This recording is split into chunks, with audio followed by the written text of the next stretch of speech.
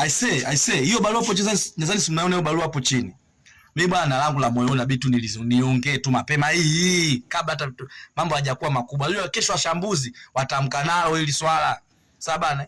Engineers na wenzako mnatuzingua, mnatuchanganyia mambo. Sasa mnatoa barua kama hii inazungumzia masuala si kutengeneza, si mnatafuta sijui kampuni, sijui nini ndio kijenge ghorofa 12.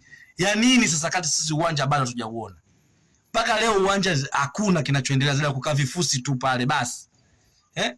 Hebu tufocus na kitu kimoja jamani, wanayanga wenzangu. Au mnasemaje?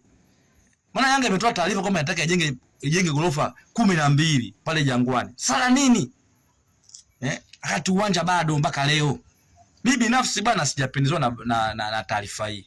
Kwa sababu mimi nilivyoona viongozi wetu walipofikia kwenye swala la uwanja, wamefikia sehemu pakubwa sana.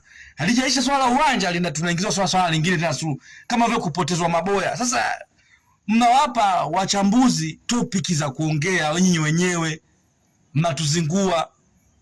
Asema mnatuzingua bana. Mnatuzingua. Hebu shusha comment yako hapo chini, share na like. Maana na hasira mpaka nashinda kuongea. Hebu shusha comment yako hapo chini, share na like na uniambie kwa upande wako.